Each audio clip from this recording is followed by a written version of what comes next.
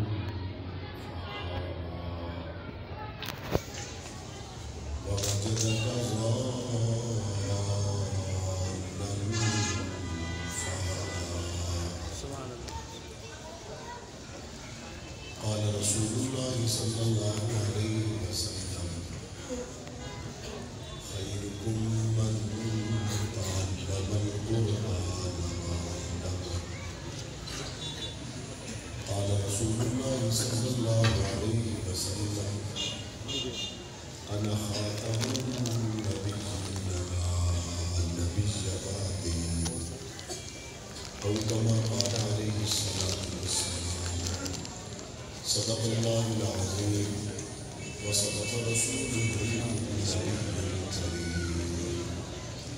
ونحن على ذلك من الشاهدين والشاكرين والحمد لله رب العالمين.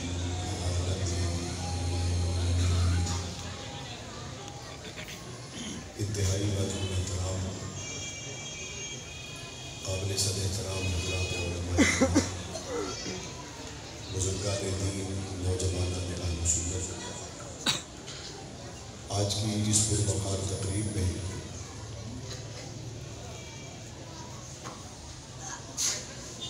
وہ مبارک سینے موجود ہیں جنہیں اللہ تعالیٰ نے پسند کیا کہ ان سینوں میں اللہ اپنے کلام کو محفوظ رکھے. اور وہ والدین موجود ہیں جنہیں اللہ نے چاہا کہ ان کی اولادوں کو قرآن مجید کا زیور پہنا دیں، اور وہ اساتذہ اکرام موجود ہیں کہ جن کی شب و روز کی محنت کے بعد آج ان کے چہرے شاداں ہیں کہ ان کے شاگرد قرآن مجید کی دولت کو اپنے سینے میں محفوظ کر چکے ہیں. اور یہ خوبصورت تقریب سجائی ہی ان چمکتے دمکتے چہروں کے اعزاز میں گئی ہے جنہوں نے الف لام میم کے الف سے لے کے والناس کی سین تک سارا ہی قرآن مجید اپنے سینے میں محفوظ کر لیا. اللہ تعالیٰ ان بچوں کو قرآن مجید کا عالم بنائے. ہمارے معاشرے میں قرآن مجید کو برکت والی کتاب سمجھا جاتا ہے، اور برکت حاصل کرنے کے لیے اسے دیکھا بھی جاتا ہے، اسے پڑھا بھی جاتا ہے، اسے سنا بھی جاتا ہے. مسئلہ حل نہ ہو رہا ہو تو قسم کے لیے بھی قرآن مجید کو لے آیا جاتا ہے. بیٹی کو گھر سے رخصت کرنا ہو تو بھی سایہ سر پہ قرآن مجید کا کیا جاتا ہے. جہاں کوئی بات ماننے کے لیے تیار نہ ہو تو حلف کے لیے بھی قرآن مجید کو بیچ میں لایا جاتا ہے. ہم اپنے معاشرے میں رہتے ہوئے قرآن مجید کے ساتھ جو سلوک کرتے ہیں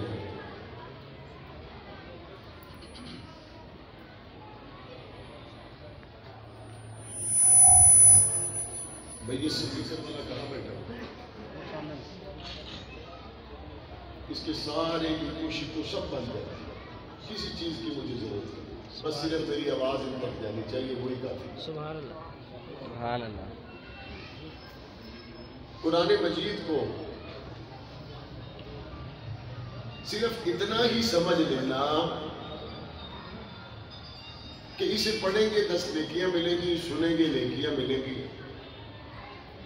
اور جو حافظ قرآن بن جائے تو وہ 10 لوگوں کو جنت میں لے کے چلا جائے گا۔ ایک بچہ حافظ ہوا، 10 لوگوں نے اپنی ٹکٹیں گویا بک کروا دی، اور اب وہ انتظار میں ہے کہ اب ہم جو بھی کریں ہماری ٹکٹیں بہرحال بک ہیں، اور کوئی ہو سکتا ہے جنت جانے سے رہ جائے، لیکن ہم نے تو چونکہ ایک بچہ حفظ کروا لیا، لہذا ہماری ٹکٹیں بک ہیں، آپ اپنی فکر کریں۔ قرآن مجید سے محبت کا انداز، ابتدا بڑی خوبصورت ہے، لیکن اس خوبصورت کام کو شروع کرنے کے بعد اگر اس کو خوبصورتی کے ساتھ اختتام پذیر نہ کیا جائے تو آپ دیکھتے ہیں 100 منزلہ عمارت کا اگر گرے سٹرکچر کھڑا ہوا ہو تو کوئی شک نہیں اس کی 100 منزلہ موجود ہے، کوئی شک نہیں اس کے اوپر ایک خطیر رقم خرچ ہو چکی ہے، کوئی شک نہیں وہ اپنی مضبوطی اور پائیداری کے لحاظ سے بڑی بلند و بالا عمارت نظر آ رہی ہے، لیکن اس میں بھی کوئی شک نہیں جب تک اس کے دروازے اور کھڑکیاں نہ لگ جائیں، پنکھے اور ایئر کنڈیشن کا پورا انتظام نہ ہو جائے، اس وقت تک جس خواہش کو پورا کرنے کے لیے اس گرے سٹرکچر کو کھڑا کیا گیا تھا، اس وقت تک بات ادھوری ہے، پوری نہیں ہے۔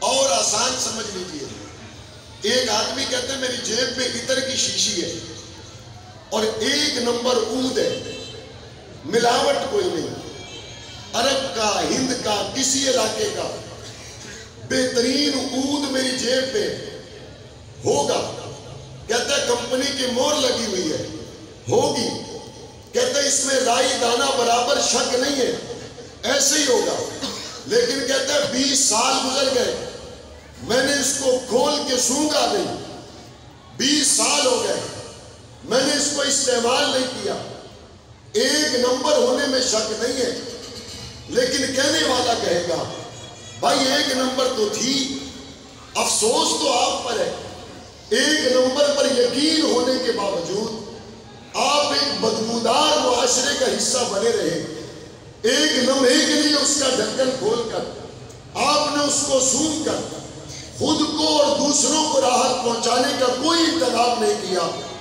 اگر پورے فیصل آباد میں تلاش کیا جائے ایسا کم عقل کوئی نہ ملے گا جو خوشبو جیب میں لے کر گھومے، بدبودار معاشرے میں لوگوں کو بتاتا پھرے یہ 1 نمبر ہے، بدبودار معاشرے میں لوگوں کو بتاتا پھرے یہ خالص ہے، بدبودار معاشرے میں لوگوں کو بتاتا پھرے اس کی خوشبو سے پورا زمانہ مہک سکتا ہے، لیکن ڈھکن ہٹانے کے لیے تیار نہ ہو، لگانے کے لیے تیار نہ ہو، کسی پاس والے کو دینے کے لیے تیار نہ ہو۔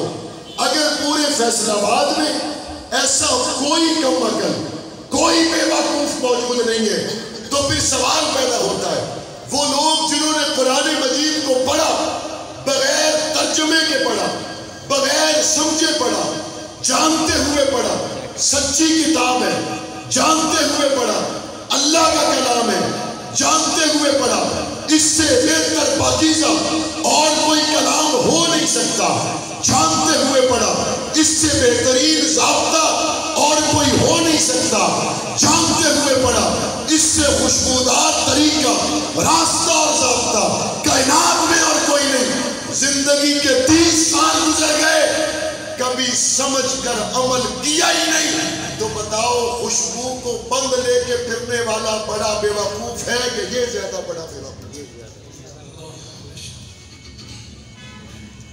حفظ قرآن یہ تو میرے اللہ کا انعام ہے، بغیر سمجھو پڑھو تو بھی رب نیکیاں عطا کرتا ہے، سمجھ کر پڑھو تو رب اور بھی راضی ہوتا ہے، جب قرآن مجید کو سمجھ کے پڑھا جائے گا. آئیے میں گفتگو کے اگلے حصے کی طرف پڑھوں. ہم اس بات کو مانتے ہیں قرآن لاریب سچی کتاب ہے. جو مانتے ہیں بتائیں. ہم مانتے ہیں قرآن سچی کتاب ہے. ہم یہ بھی مانتے ہیں آسمان و زمین کے بننے سے پہلے اللہ نے قرآن مجید کو تلاوت کیا. ہم یہ بھی مانتے ہیں کائنات نہیں تھی قرآن تھا. سوال پیدا ہوتا ہے جیڑا کائنات نہیں تے قرآن سی وہ یہی قرآن ہے یا کوئی اور قرآن سی؟ یہی قرآن تھا یا کوئی اور قرآن تھا؟ وہ یہی قرآن تھا. آسمان نہیں بنا قرآن تھا. زمین نہیں بنی قرآن تھا. مشرق نہیں بنا قرآن تھا. مغرب نہیں بنا قرآن تھا. کائنات کی رنگینیاں ابھی کوئی رنگ نمایاں نہیں ہوا کہ قرآن تھا. اب ذرا قرآن پڑھیے تو یہ قرآن وہی ہے. جب پڑھا تو اس میں نظر آیا کہ اس قرآن کے اندر عائشہ کی پاک دامنی کا تذکرہ ہے. اس قرآن مجید میں ابو بکر کی وفاؤں کا تذکرہ ہے. اس قرآن مجید میں بیعت رضوان پر 1400 صحابہ حضور کے ہاتھ پر بیعت کرنے والوں کی اللہ اور صحابہ کی محبت کا تذکرہ موجود ہے. اس قرآن مجید میں آل بیت کی محبت اللہ اور اس کے رسول کی زبانی بتلا دی گئی ہے. اس قرآن مجید میں ختم نبوت سے لے کر عظمت صحابہ عظمت اہل بیت سے لے کر ہماری زندگی کے تمام ضابطۂ حیات بتلا دیے گئے. باقی عنوان کی طرف بعد میں آئیں گے لیکن ایک بات تو طے ہو گئی کائنات نہیں بنی تھی ابو بکر تب بھی صدیق تھا. کائنات نہیں بنی تھی عائشہ تب بھی صدیقہ تھی. کائنات نہیں بنی تھی صحابہ تب بھی عظمت والے تھے بلندی والے تھے مقام اور مرتبہ والے تھے. یہ نہیں کہا جا سکتا صحابہ جنت میں چلے گئے. یہ کہا جائے گا وہ آئے بھی جنت سے تھے گئے بھی جنت میں. کائنات بننے سے پہلے جب مانا کہ قرآن ہے تو پھر قرآن ابو بکر کے ساتھ ہے علاوہ نہیں ہے.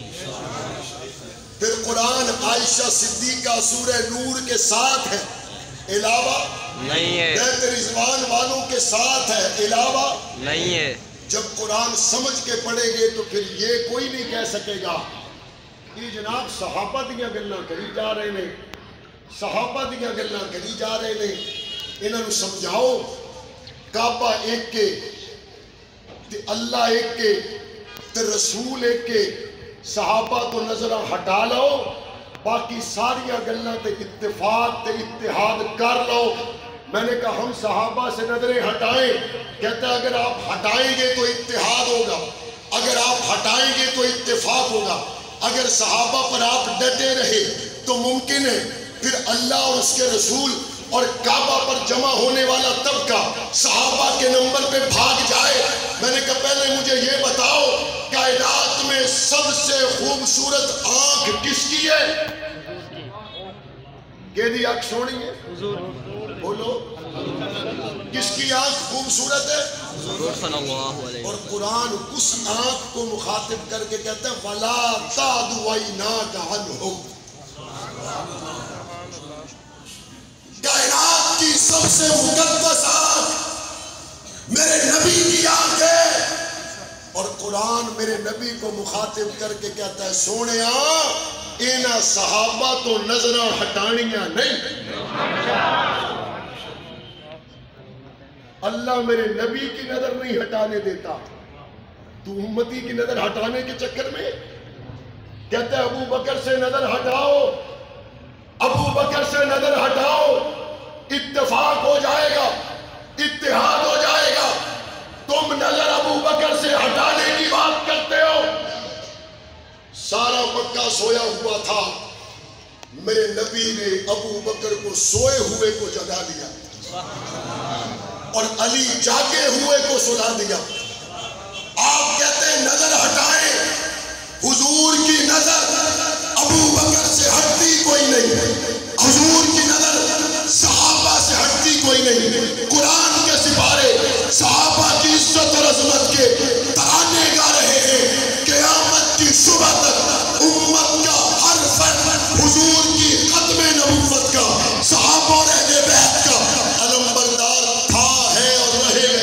انشاءاللہ کوئی شک نہیں رہے گا یا نہیں رہے گا؟ انشاءاللہ رہے گا۔ لیکن یہ کمزور باتیں نکلتی کہاں سے؟ یہ ہوتی کہاں سے؟ یہ ہوتی وہاں سے ہے جہاں قرآن نہیں ہوتا، جہاں قرآن نہیں ہوتا، جہاں قرآن ہوتا ہے وہاں پہ پھر کیا ہوتا ہے؟ پڑھیے سورہ توبہ۔ جب میرے نبی علیہ السلام نے تبوک کی طرف روانہ ہونے کا ارادہ کیا، صحابہ کرام سے فرمایا لے آؤ۔ صحابہ کرام اپنے گھر کا سارا مال لا کر حضور کے قدموں میں ڈھیر کر رہے، سواریاں تیار ہو گئی، روانہ ہونے کے لیے آقا تیار ہے۔ غریب کمزور صحابہ آئے اور آ کر انہوں نے کہا یا رسول اللہ ہمیں بھی کسی سواری پر بانٹ دیں، ہم بھی آپ کے ساتھ جائیں، جا کر لڑے، جانیں قربان کریں۔ حضور نے فرمایا بھئی سواریاں دیا، واریاں تبنڈیاں گئیاں، اب میں تمہیں کس پہ لے جاؤں؟ اب تو گنجائش نہیں ہے۔ ان کا دل رنجیدہ ہوا کہ ہم سواری والے نہیں، پیسہ ہمارے پاس نہیں کہ خرچ کرتے اور حضور کے ساتھ جاتے۔ جب یہ حضور سے مڑے تو قرآن کہتا ہے وَتَوَلَّوْا وَأَعْيُنُهُمْ تَفِيضُ مِنَ الدَّمْعِ حَزَنًا أَلَّا يَجِدُوا مَا يُنْفِقُونَ۔ قرآن کہتا ہے جب وہ حضور سے پلٹے تو غم کی وجہ سے ان کی آنکھوں میں آنسو تھے کہ ہائے ہمارے پاس کچھ ہوتا ہم بھی خرچ کر دیتے۔ یہ وہ طبقہ ہے جس کے دل پہ چوٹ پڑے، آنکھ سے آنسو نکلے تو اللہ ان آنسوؤں کو بھی قرآن کی آیتوں میں بیان کرتا ہے۔ لیکن یہ باتیں نکلتی کہاں سے؟ نکلتی وہاں سے ہے اتحاد امت، وحدت امت۔ کر لو ضرور کرو، لیکن بنیاد امت کے بغیر وحدت امت نہیں ہو سکتی۔ بنیاد امت ابو بکر صدیق ہے۔ حضور نبی کریم صلی اللہ علیہ وآلہ وسلم نے مسجد نبوی میں تمام صحابہ کو جمع کیا اور جمع فرمانے کے بعد پاک پیغمبر نے فرمایا آج کے دن کوئی مجھ سے حساب کرنا چاہتا ہے کر لے، قیامت کے دن مجھ محمد سے سوال نہ کرے۔ صحابی کھڑا ہوا، اس نے کہا یا رسول اللہ آپ نے خود ہی حکم دیا ہے کہ مجھ سے جس نے بدلہ لینا ہو لے لے۔ آپ نے ایک موقع پر مجھے چھڑی ماری تھی، کیا میں چھڑی مار کے آپ سے بدلہ لے لوں؟ حضور نے فرمایا قریب آ جاؤ، اس کے ہاتھ میں چھڑی دو، یہ مجھے مار کے بدلہ لے لے۔ جب یہ صحابی قریب پہنچا، اس نے کہا یا رسول اللہ جب آپ نے چھڑی ماری تھی میرے بدن پہ قمیص نہیں تھا، آپ نے تو کندھوں پہ چادر رکھی ہے۔ حضور نبی کریم نے اپنی چادر کو اتار دیا اور فرمایا آؤ میرے بدن پہ چھڑی مار کر اپنا بدلہ پورا کرو۔ یہ صحابی قریب پہنچا، چھڑی کو پھینک دیا، حضور کی مہر نبوت کو بادشاہ دے کے کہتا ہے میں بدلہ لینے نہیں آیا تھا، میں نے آپ کا فرمان سن رکھا ہے، جس کا بدن محمد کے بدن کے ساتھ لگ جائے اس پہ جہنم کی آگ حرام ہے۔ میں بدلہ لینے کے لیے نہیں، جہنم کی آگ کو حرام کروانے کے لیے آیا تھا۔ فیصل آباد کے لوگوں جو ایک بوسہ دے دے اس پہ جہنم کی آگ حرام ہو جاتی ہے، اور جس کی گود نبی کا بستر بنی رہی، جو نبی کو دیکھتا رہا، نگاہ نبوت اس ابو بکر کو دیکھتی رہی، جو کندھوں پہ نبی کو اٹھا کے غار کی چڑھائیاں چڑھتا رہا، اس ابو بکر کا شان یہ ہے جن قیامت کا ہوگا جنت کے آٹھوں دروازے ابو بکر کے لیے کھول دیے جائیں۔ کہتے ہیں ابو بکر کو چھوڑ دو۔ آؤ اسی محفل میں میرے نبی نے کیا فرمایا، اسی محفل میں سب صحابہ کی موجودگی میں منبر پہ آقا نے فرمایا میں تم میں سے ہر ایک کے احسان کا بدلہ دے کے جا رہا ہوں، لیکن ابو بکر کے مجھ محمد پہ اتنے احسان ہیں قیامت میں اللہ اس کو احسانوں کا بدلہ دے گا، میں محمد دنیا میں ابو بکر کے احسانوں کا بدلہ نہیں دے سکتا۔ سبحان اللہ۔ اور کسی سے شکوہ نہیں ہے، لیکن ان سے شکوہ ضرور ہے جو کہتے ہیں ہم نے قرآن پڑھا ہے، اگر تم نے قرآن پڑھا ہے کیا تم نے وَسَيُجَنَّبُهَا الْأَتْقَى نہیں پڑھا؟ کیا تم نے الَّذِي يُؤْتِي مَالَهُ يَتَزَكَّى نہیں پڑھا؟ کیا تم نے وَمَا لِأَحَدٍ عِندَهُ مِن نِعْمَةٍ تُجْزَى نہیں پڑھا؟ کیا تم نے إِلَّا ابْتِغَاءَ وَجْهِ رَبِّهِ الْأَعْلَى نہیں پڑھا؟ فَلَسَوْفَ يُعْطِيكَ رَبُّكَ فَتَرْضَىٰ نہیں پڑھا؟ کیا تم نے غار میں ابو بکر کا پہرا نہیں پڑھا؟ ضرورت اس بات کی ہے ہم قرآن مجید کو سمجھ کر پڑھیں، قرآن مجید کو سمجھ کر پڑھیں۔ لوگ کہتے ہم نے طیبہ طاہرہ عائشہ صدیقہ کی شان حق نواز سے سنی، حق نواز کو بھول جاؤ گے جب قرآن سے سنو گے۔ کہتے ہم نے عظمت صحابہ علامہ اورنگزیب فاروقی سے سنی، یہ اورنگزیب کی زبان ہے، آؤ ذرا بلال کے تذکرے اللہ کی زبان سے سن کے دیکھیں۔ صحابہ کا مسئلہ قرآن کا مسئلہ ہے، صحابہ کا مسئلہ ایمان کا مسئلہ ہے، صحابہ کا مسئلہ ہر مسلمان کا مسئلہ ہے، صحابہ کی عزت اور حرمت کا مسئلہ ہر مسلمان کے ایمان کا مسئلہ ہے۔ اور ایمان نہ ہو تو حج قبول ہوتا ہے؟ نہیں۔ نمازاں قبول ہوندیاں نے؟ عمرے قبول ہوتے ہیں؟ طواف قبول ہوتے ہیں؟ قرآن کہتا ہے فَإِنْ آمَنُوا بِمِثْلِ مَا آمَنْتُمْ، قرآن کہتا ہے ایمان وہی معتبر ہوگا جو حضور کے صحابہ جیسا ہوگا۔ پہلی پوڑی ایمان، اور ایمان کے دے ورگا صحابہ جیسا۔ کس جیسا؟ صحابہ جیسا۔ کس جیسا؟ صحابہ جیسا۔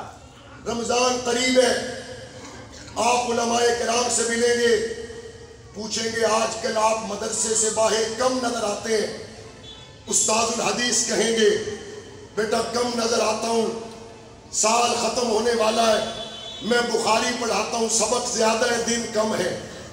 کوئی استاد آپ سے کہیں گے بیٹا کم نظر آتا ہوں، مسلم شریف کے سبق میرے پاس ہیں، دن کم ہے، سبق زیادہ ہے۔ کوئی سنن ابن ماجہ، کوئی سنن نسائی، کوئی جناب حضور کی دیگر حدیث کی کتب پڑھانے میں مشغول ہے۔ احترام کے ساتھ علماء سے کہیے گا کہ میں صرف آپ کے پاس ایک دن کے لیے آؤں گا، بس مجھے ایک چھوٹی سی بات بتا کے گھر بھیج دیجیے گا، بخاری ہو، مسلم ہو، نسائی ہو، سنن ابی داؤد ہو، ترمذی ہو، کوئی ایک حدیث ایسی ہمیں بتا دیجئے گا جو محمد تک بغیر محمد کے ساتھی کے پہنچتی ہو۔ سبحان اللہ۔ کوئی آپ کو کہیں گے بیٹا مدرسے آنے کی زحمت نہ کرنا، ایک دن کے لیے کیا ایک لمحے کے لیے آنے کی جسارت نہ کرنا، چونکہ سیاستہ ہوں یا حدیث کی تمام کتب ہوں، دنیا میں ایک حدیث بھی ایسی نہیں جو بغیر صحابی کے واسطے کے امت کو ملی ہے۔ اور پوچھئے گا، ہم سے نہ پوچھیں جنہوں نے عائشہ عائشہ عائشہ کہتے ہوئے گولیاں کھائی ہیں، ہم سے نہ پوچھیں جنہوں نے عائشہ کے حرمت کے لیے یتیمیاں کاٹی ہیں، ان سے پوچھیں جو بریلوی ہیں، ان سے پوچھیں جو دیوبندی ہیں، ان سے پوچھیں جو اہل حدیث ہیں۔ علماء کرام بتائیے آدھا دین سب صحابہ نے امت کو دیا اور آدھا دین تنہا عائشہ صدیقہ نے امت کو دیا ہے۔ تو سب مسالک کے علماء بتائیں گے آدھا دین سارے صحابہ نے رل کے امت کو دیتا اور آدھا دین تنہا ام المومنین عائشہ صدیقہ نے امت کو دیا ہے۔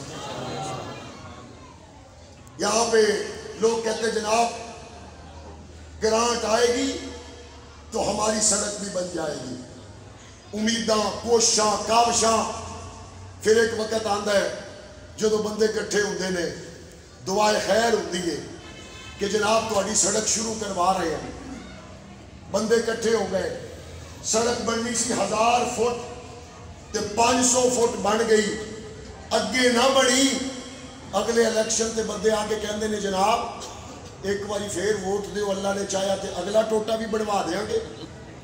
ایسا ہوتا نہیں ہوتا؟ سوئی گیس کچھ علاقے دے وچ آ گئی کچھ نہیں آئی کہتے ہیں کوئی گل نہیں ادھا کام تو اسی کیتا ہے نا ایک باری اور ووٹ دیو تو اگلا ادھا بھی پورا کر دیں گے. یہ سیاسیوں کے وعدے ہوتے ہیں کبھی پورے ہوتے ہیں کبھی نہیں ہوتے اور گیس آ بھی جائے تو پریشر پورا کوئی نہیں تے جنہاں نوں لائٹ بجلی واپڈا لب بھی گئی وہ بجلی آنی نہیں آن تے پھر روڑے کہ جناب نیڑے ٹرانسفارمر کوئی نہیں ساڑھے وولٹ پورے نہیں ہوتے. یہ سارے مسئلے مسائل دنیا میں سال جتلانے والوں کے دنیا کے سیاست دانوں کے. مجھے صرف یہ بتاؤ آدھی سڑک بنانے والے کو محسن مانتے ہو محمد کے صحابہ نے آدھا دین نہیں سارا دین دیا ہے اور ایسا دیا ہے 1400 سال کے بعد حضور کے صحابہ کے دربار پہ جا کے صرف پوچھو نبی کی زلفیں کیسی بتائیں گے خم کھاتی تھی. صرف جا کے پوچھو بتاؤ حضور کے رخسار کیسے رنگ بتائیں گے. صرف جا کے پوچھو حضور کی انگلیاں کیسی لمبائی بتائیں گے. صرف جا کے پوچھو حضور کا قد کیسا درمیانہ بتائیں گے.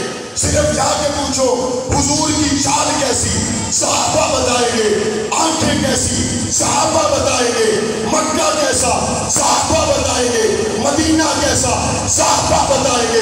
بدر میں گئے صحابہ بتائیں گے. احد میں گئے صحابہ بتائیں گے.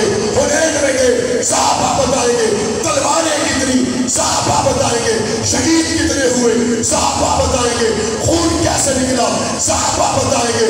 مسکرائے کیسے صحابہ بتائیں گے. ناراض کیسے ہوئے صحابہ بتائیں گے. ہر ادا ہر وفا ہر صبح اور ہر شام صحابہ کے پاس ہے. اسی لیے تو امت ہر صبح صحابہ صحابہ صحابہ کہتی ہے. ہر شام صحابہ صحابہ صحابہ کہتی ہے. صحابہ آپ محسن ہے. ہر دھڑکن تک سانس کے آخری سانس تک آپ کی محبت سے امت کا کوئی فرد جدا نہیں ہو سکتا.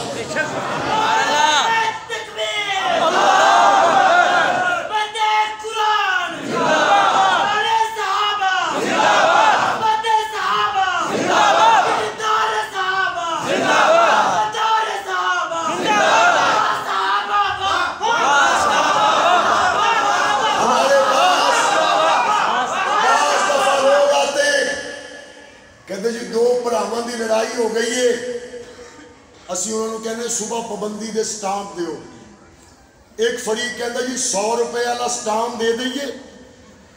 اسی کہنے نہیں 1200 والا پنجاب بینک چوں پابندی دا سٹامپ لے کے آؤ.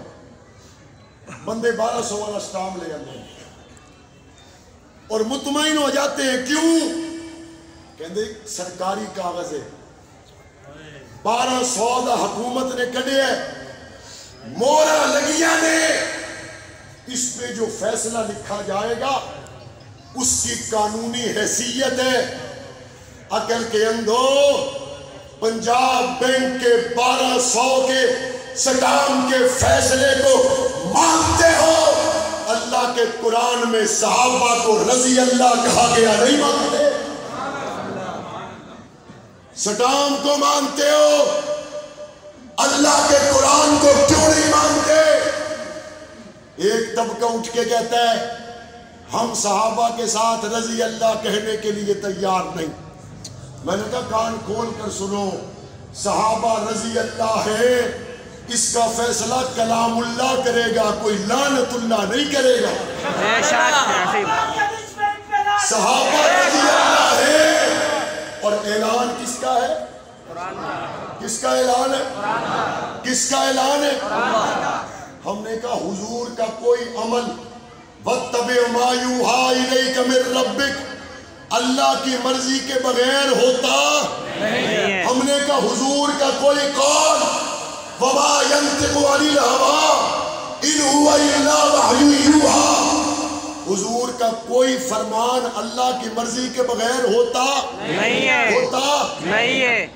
جب حضور کا عمل بھی اللہ کی مرضی پر ہے حضور کا قول بھی اللہ کی مرضی پر ہے حضور نے اپنے عمل سے بھی مسلح ابو بکر کو دیا، قول سے بھی مسلح ابو بکر کو دیا۔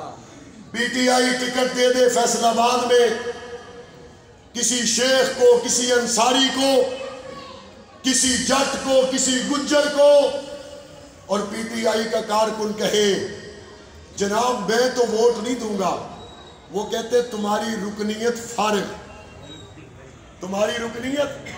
نون لیگ ٹکٹ دے دے کسی کو، نون لیگ کا کارکن کہتا ہے میں ووٹ نہیں دوں گا، نون لیگ کہتی ہے تیری رکنیت فارغ۔ ابو بکر کو مسلح نون پی ٹی آئی نے نہیں محمد نے دیا ہے۔ اب جو ابو بکر کے پیچھے سجدہ کرے مسلمان ہے، نہ کرے تو ایمان باقی رہتا، نہ کرے تو مسلمانوں کی صفوں کا حصہ رہتا، نہ کرے تو مسلمانوں کا دوست ہو سکتا، امت کا حصہ ہو سکتا، قرآن والا ہو سکتا۔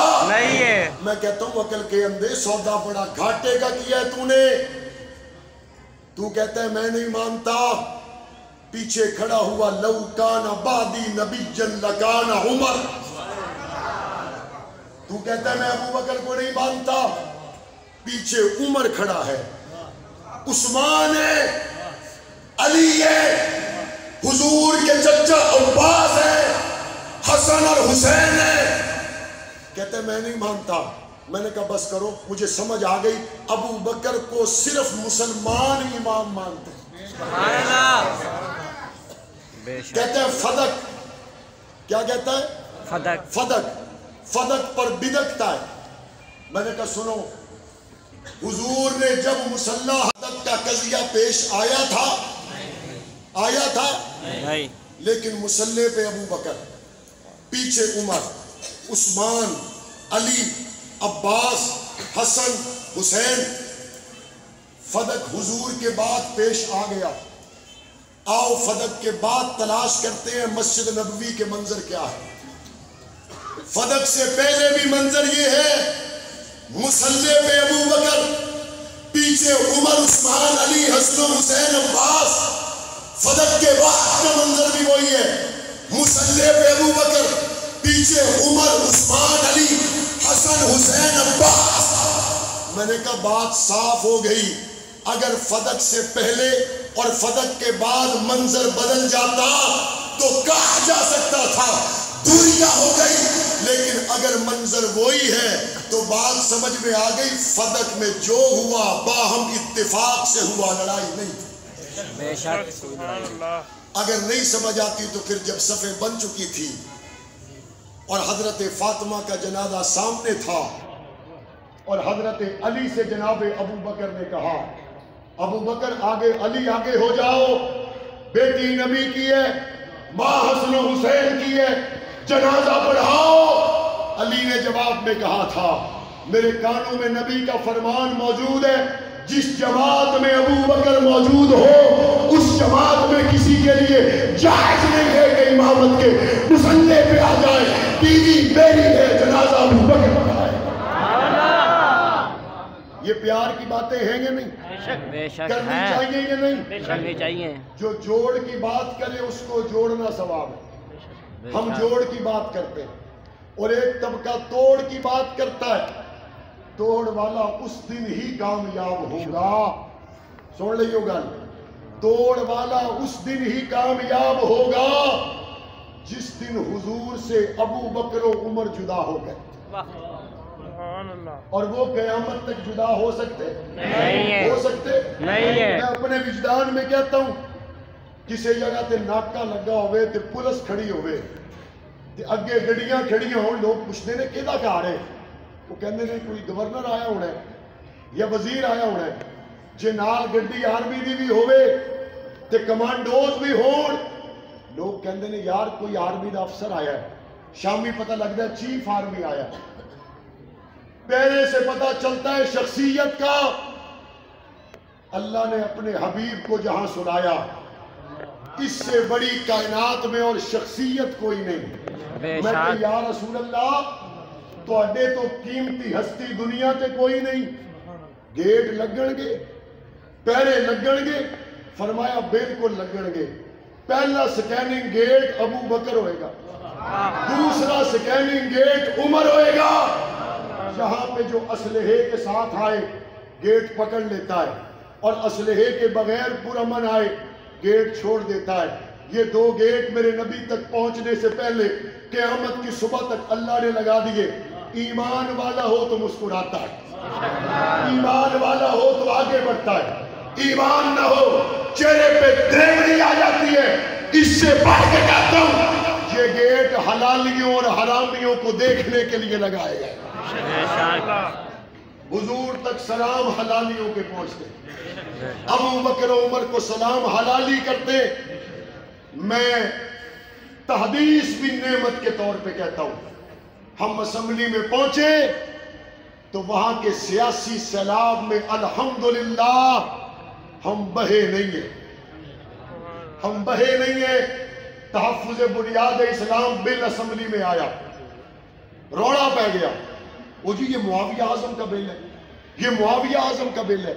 پہلی بات تو شکر ہے جہاں حضور کی ختم نبوت کی بات آئے وہاں نام معاویہ اعظم کا ہو تو اور دنیا میں مجھے کیا چاہیے. اس بل میں تھا کیا؟ اس بل میں یہ تھا جہاں حضور کا نام نامی اس میں گرامی محمد لکھا جائے ساتھ خاتم النبیین لازمی لکھنا ہوگا. یہ بل دے وچ گل درست ہے یا غلط ہے؟ درست ہے. اس بل میں یہ تھا جہاں حضرت خدیجہ کا نام آئے ام المومنین شروع میں ضرور لکھنا ہوگا. حضرت عائشہ کا نام آئے شروع میں ام المومنین ضرور لکھنا ہوگا. خلفاء کا نام آئے شروع میں خلیفہ راشد ضرور لکھنا ہوگا. آخر میں رضی اللہ تعالیٰ عنہ ضرور لکھنا ہوگا. اس بل سے کوئی مسلمان اختلاف کر سکتا ہے؟ نہیں ہے. کر سکتا ہے؟ نہیں ہے. جو اختلاف کرے وہ مسلمان ہو سکتا ہے؟ نہیں ہے. پوزیشن بچانے کے لیے کہتے ہیں راتوں رات آیا ہے, راتوں رات, راتوں رات. اب رات کی پیداوار کو تو راتوں رات ہی نظر آئے گا. راتوں رات آیا ہے, یہ راتوں رات آیا. اور ایک اور کہتا ہے یہ بل اب وہاں چلا گیا ہے جہاں سے اب کبھی واپس نہیں آئے گا. بلی نو چھچڑے دیکھا, یہ وہاں چلا گیا ہے جہاں سے کبھی واپس نہیں آئے گا. ابھی تو ابتدائے عشق ہے, روتا ہے کیا, آگے آگے دیکھ ہوتا ہے. کہتے جناب اراکین پنجاب اسمبلی کو معاویہ اعظم نے ہائی جیک کر لیا. ہائی جیک میں نے نہیں, ہائی جیک ان کو صدیق کی محبت نے کیا. شاہد خاقان عباسی صاحب نے رابطہ کیا, قومی اسمبلی کے دیگر پی ٹی آئی کے اراکین نے رابطہ کیا, اور انہوں نے کیا کہا؟ انہوں نے کہا مولانا اعظم طارق والا تحفظ ناموس صحابہ و اہل بیت بل ہمیں بھجوائے.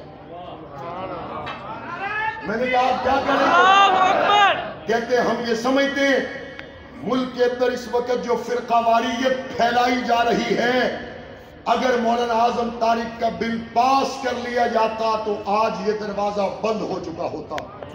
اور آج بھی وہ کیا کہتے ہیں کہ اس ملک سے فرقہ وارانہ فسادات کے خاتمے کا واحد حل مولانا اعظم طارق کا قومی اسمبلی میں پیش کیا ہوا بل ہے. ہماری اس جلسے کے ذریعے بھی یہ مطالبہ ہے مولانا اعظم طارق کے قومی اسمبلی میں پیش کیے گئے بل کو فوری طور پر منظور کر کے قانونی شکل دی جائے. دی جانی چاہیے نہیں دی جانی چاہیے؟ اور اگر قومی اسمبلی کے باہر تنخواہ بڑھانے کے لیے نہیں, مختلف حلقوں کی دوبارہ گنتی کے لیے نہیں, صحابہ اور اہل بیت کی عزت کے قانون کے لیے آپ کو بلایا گیا تو آنے کے لیے تیار رہے انشاءاللہ. پہلی کال پر پہنچیں گے اور میرے اللہ نے چاہا وہ وقت آئے گا جب صحابہ اور اہل بیت کے گستاخ کے خلاف سزائے موت کا قانون بنے گا. میرا ملک پاکستان امن کا گہوارہ بنے گا. میرے ملک کی سالمیت کے ساتھ کھیلنے والوں کے ہاتھوں کو اس قانون کے ذریعے توڑا جائے گا. اندرونی اور بیرونی سازشیں پاکستان کے خلاف کرنے والوں کے منہ پر اس بل کے ذریعے تماچا مارا جائے گا, اور انشاءاللہ ہم منزل پر پہنچ کر دم لیں گے.